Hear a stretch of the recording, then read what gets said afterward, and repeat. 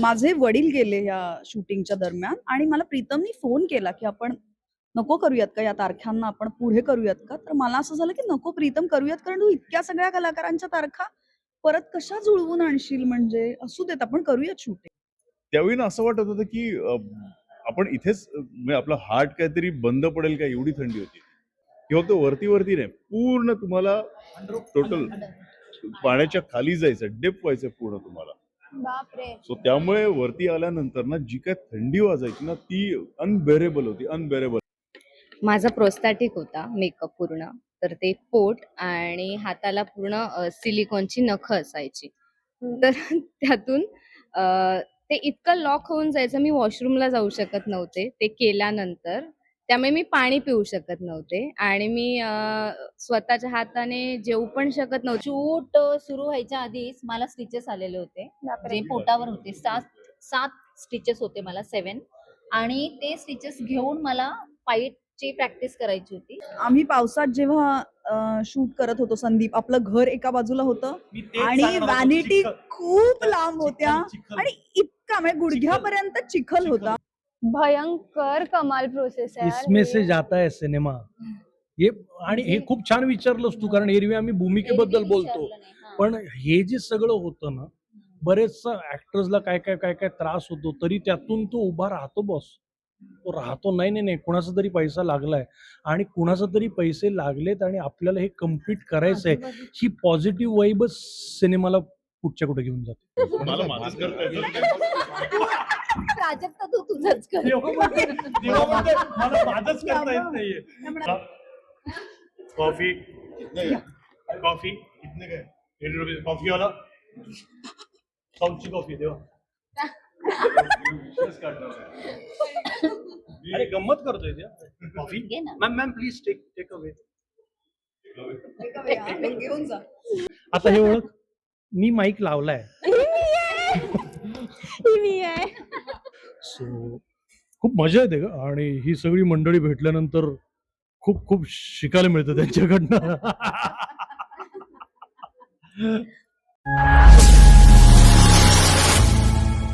नमस्कार मंडळी, मी नेहा प्रभू तुम्हा सगळ्यांचं मनापासून स्वागत करते मीडिया टॉक मराठीवर. घबाड कुंड नावाचा सिनेमा येतोय आणि मी टीजर लॉन्चला तुम्हाला भेटले होते, तर कमाल झाला होता. ट्रेलर लॉन्च सुद्धा म्हणतो ना आपण की एकावर एक तुम्ही धक्के देताय आणि आमच्यापर्यंत ते पोहोचलंय. तुला रिॲक्शन ऐकायची असेल, मगाशी तू विचारत असं मी सांगते की मी घाबरले. तर मी दुसरा जो वन्स मोर जो होता तो मी डोळे मिटून बघितलाय, म्हणजे एवढा भयंकर. हो, म्हणजे अर्ध्या डोळ्यांनी असा ऐकला, म्हणजे ऐकण्याचा पण एक फील असतो. सो त्यामुळे म्हणजे याचा अर्थ प्रेक्षक आमच्यावर डोळे झाकून विश्वास ठेवणार आहे. बरोबर. तर मला तुम्हाला आता मगासपासून तर आपण म्हणजे प्रश्नांची सरबराई चालूच आहे, पण आपण तुमच्यासाठी एक छोटासा चॅलेंज आणलाय.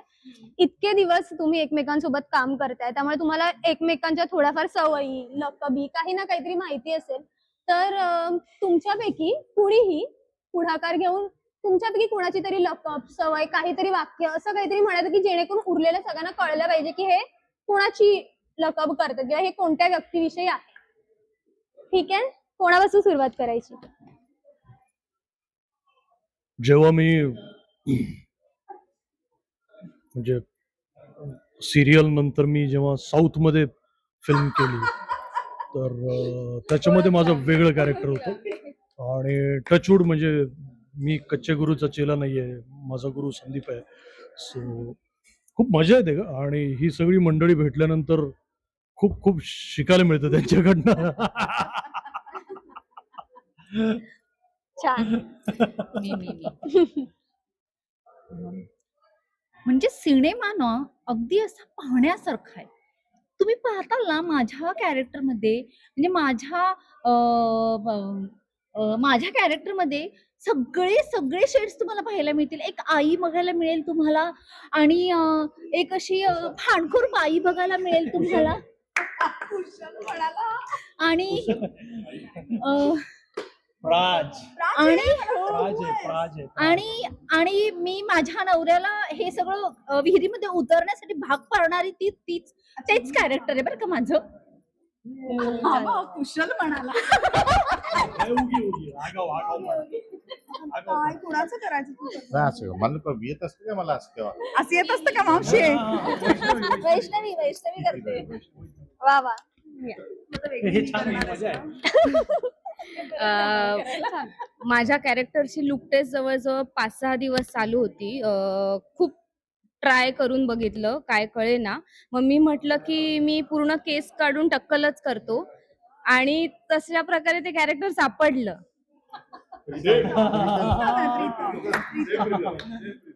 रॉकी देशमुख.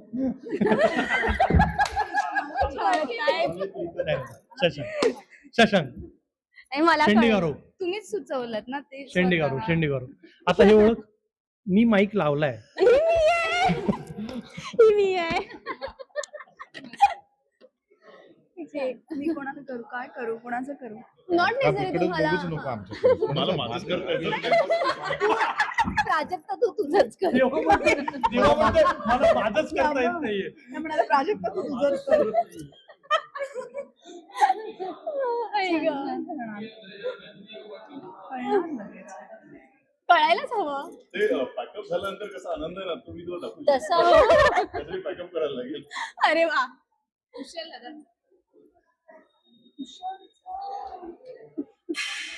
पाठीला पत्री बांधून करणं.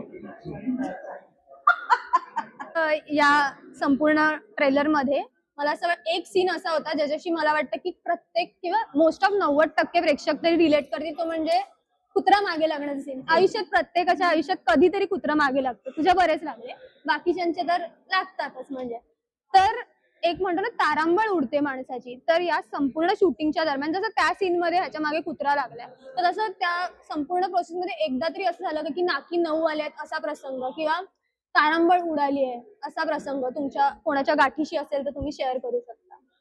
एक सांगू शकतो सी म्हणजे काही कुत्रा मागे लागणं असं नाही, पण काही जे अंडर वॉटर तुम्ही आता शॉर्ट्स हा, बघितले, सो जेव्हा आम्हाला ते शूट करायचं होतं तेव्हा सरळ जानेवारीचा महिना होता, म्हणजे थंडीचा पीक. आणि सेटच्या शेजारी एक स्विमिंग पूलमध्ये आम्ही ते शूट करत होतो.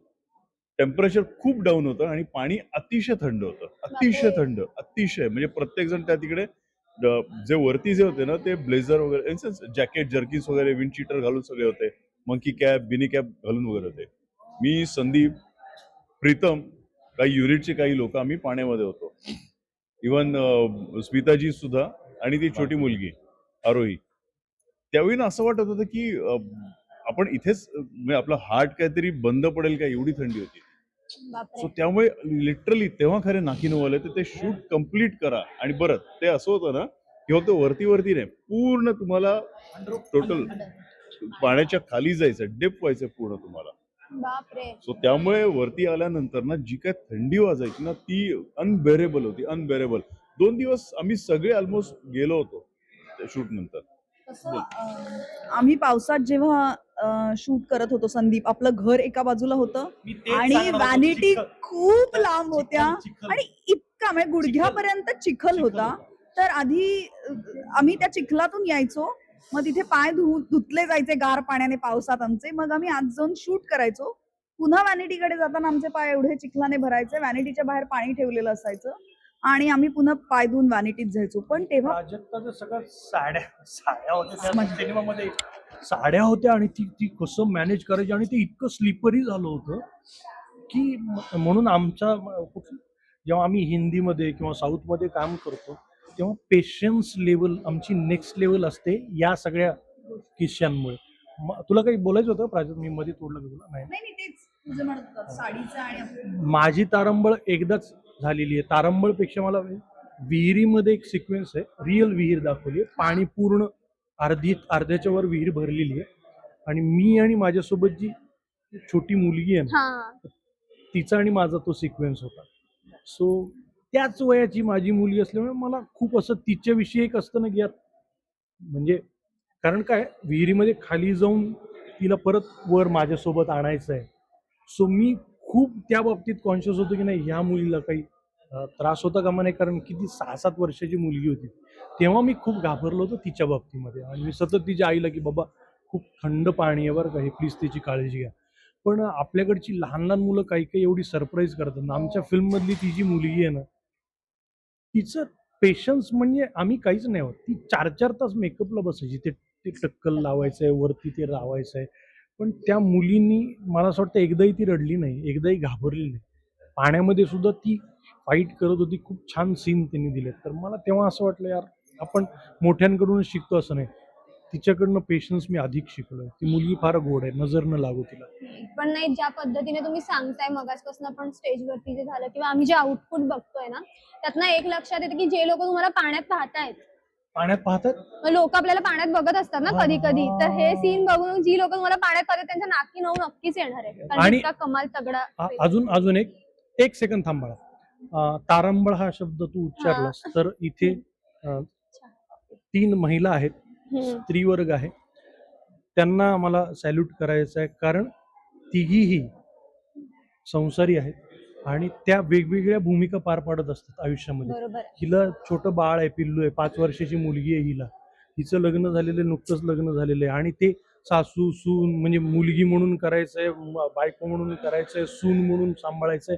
ही जी तारंबळ या तिघी जणी करतात आणि शूटला पूर्ण वेळ येणं संसार सांभाळून, बरोबर आहे. तर मला असं वाटतं की आम्ही पुरुष लोक, समजा माझी बायको कल्पना आहे, तिच्या जीवावर मी जातोय 30-30 दिवस. ती मुलांचं बघतेय, स्वयंपाक बघतेय, त्यांची दुखणी खुपणी बघतेय, ते माझ्यापर्यंत येतही नाहीये.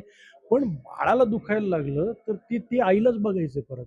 सो ही जी तारंबळ आहे त्यासाठी सॅल्यूट आहे, रिस्पेक्ट आहे. मला फार रिस्पेक्ट आहे यार की हे 5 वर्षाची मुलगी मुलीला सोडून शूटला येणं ही सोपी गोष्ट नाही. सो त्यामुळे आमची फिल्म माझ्याकडे पण एक अनुभव आहे. आमची फिल्म जर यशस्वी झाली तर त्या यशाचं क्रेडिट आम्ही या आमच्या अभिनेत्रींना देणार आहोत.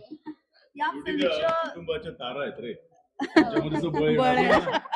त्यांना काहीतरी बोलायचं होतं. ह्या शूटची गंमत अशी होती, माझी मुलगी 4 वर्षांची आहे, तर मी तिला रात्री झोपून आपल्या शूटला यायचे आणि मी सकाळी शूट वरून जायचे तेव्हा ती झोपलेली असायची. त्यामुळे तिला माहित नसायचं की रात्रभर मी नाहीये सोबत. मी शूट वरून घरी जायचे आणि एकदा इतकं काम केल्यावर एकदा झोपल्यावर आपल्याला परत जाग येत नाही, म्हणून मी जागी राहायचे ती उठेपर्यंत. ती उठून तिला शाळेत पाठवायचं आणि मग मी झोपायचे. कॉफी वाला कॉफी कितने का? कॉफी कितने का है? 80 रुपये कॉफी वाला कौनची कॉफी देवा. विश्वास काढणार आहे. अरे गंमत करतोय त्या. कॉफी घे ना. Ma'am please take away. घेऊन जा. बरं, तारंबळीचा तू जो पॉइंट मांडलास ना, तसं माझ्याकडे एक गोष्ट घडली होती. बोला. शूट सुरू व्हायच्या आधीच मला स्टिचेस आलेले होते, जे पोटावर होते. 7 स्टिचेस होते मला, 7. आणि ते स्टिचेस घेऊन मला फाईटची प्रॅक्टिस करायची होती आणि त्याच्यानंतर तसंच मला कंटिन्युटी मध्ये शूटही करायचं होतं. तर ते इतकं पेनफुल होतं माझ्यासाठी. आणि साधारण 4 तारखेच्या आसपास आम्ही फाईट प्रॅक्टिस सुरू केली आणि 1 तारखेला मला ते स्टिचेस आले होते. त्याच्यानंतर 5 तारीख गेली असेल आणि 6 तारखेच्या प्रॅक्टिसला माझा अंगठा लचकला फाईट करता करता आणि नेक्स्ट डे मला तो अंगठा घेऊन परत शूट करायचं होतं, जे फायनल शूट सुरू होणार होतं. तर ती जी तारंबळ आहे ती मी खूप जवळून अनुभवली आहे की काय पेनफुल सिच्युएशन मध्ये. आणि हा माझा पहिला अटेम्प्ट असल्यामुळे मला ह्या गोष्टीचा अंदाजच नव्हता की कसं त्याच्यातनं रिकव्हरी करायची आहे किंवा कसं कोणाला सांगायचंय किंवा काय कितपत रेस्ट घ्यायची आहे. पण केलं ते. ॲलर्जी झाली तुम्हाला फेसला काहीतरी हा, झालं? फेसला बापरे. बापरे, मला ते तर दाताला हॉरिबल. लावायचं ना हा, ऍक्च्युली त्याच्यामुळे नाही, मला 8 दिवस ताप होता कंटिन्युअसली. ते जे इंजुरीज झाल्या ना माझे, ते जे अँटीबायोटिक्स आले ते त्याच्यामुळे ताप होता आणि तो ताप 8 दिवस उतरायलाच तयार नाही. त्याच्यात मला IV लागली. IV 2 दिवस लावून सुद्धा मी काम करते आणि मग ते सगळं उठलं माझ्या तोंडावरती आणि त्याच्यात मग आपण मेकअप यूज केला आणि ते मग सगळं माझी, असं नाही म्हणायला पाहिजे पण नाही. एक्झाम्पलच द्यायचं म्हटलं तर माझी उर्फी जावेद झाली होती. बापरे. हो, पण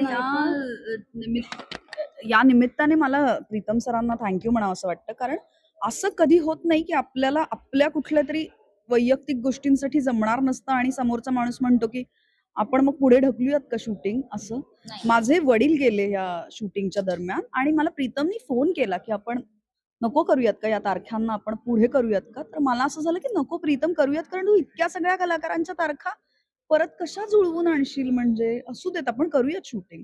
आणि मग मी सेटवर आल्यावर म्हणजे सगळ्यांनीच इतके वॉर्म होते सगळेजण की मी ते काम करू शकले. हे वैयक्तिक दुःख बाजूला ठेवून तर मला प्रीतम सरांचं हे कायम खूप कौतुक वाटतं की असं नाही कोणी विचारत की तुमच्यासाठी तारखा बदलल्या जाऊ शकतात का तुमच्या वैयक्तिक गोष्टींसाठी. नाही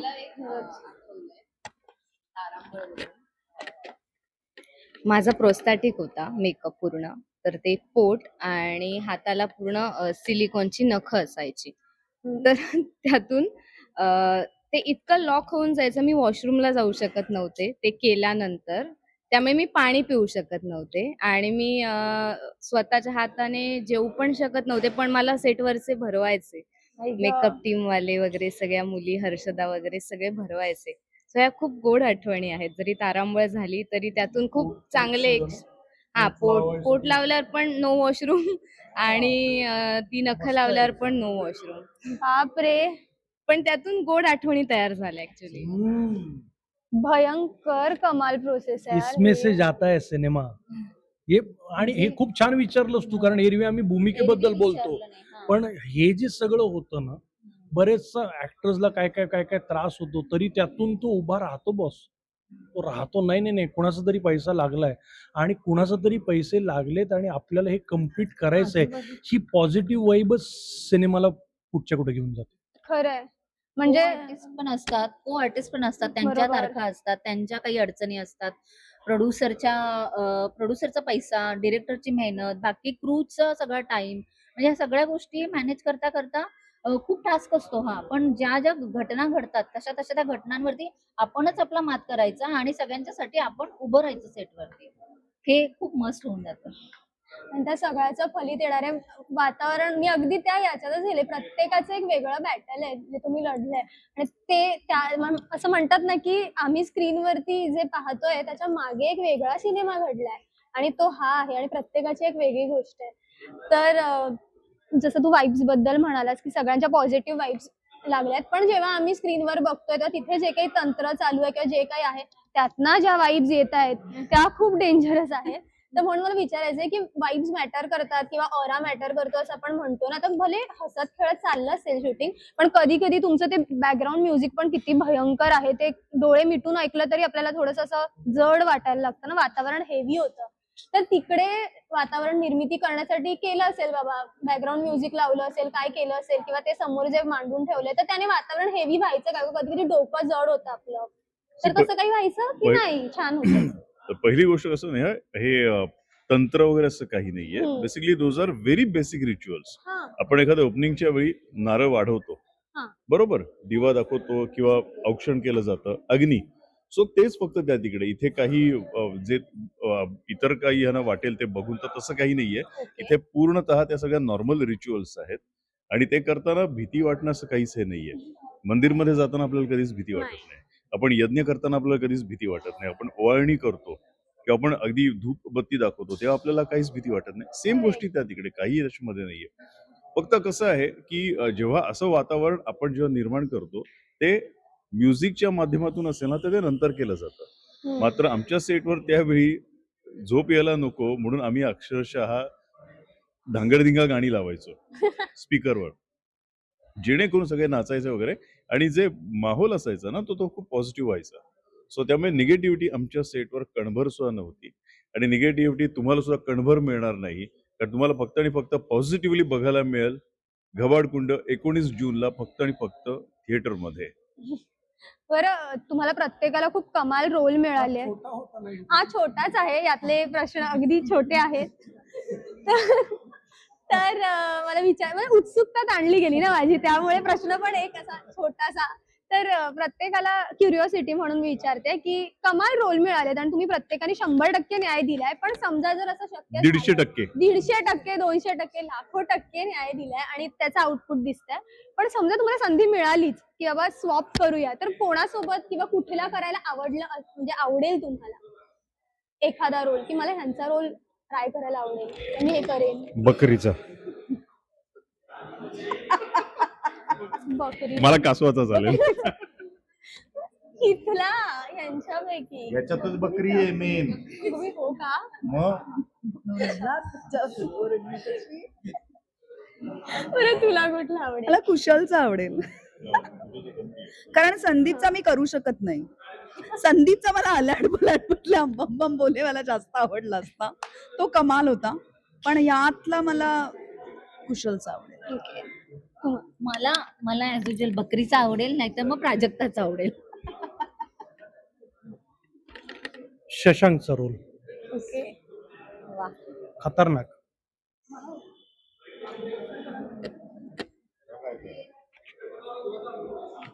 मला खंगरीचा आवडेल कारण ऑलमोस्ट माझ्या आणि त्यांचे बायसेप सेमच आहेत ना, त्यामुळे हो म्हणजे माझा बेटर होईल.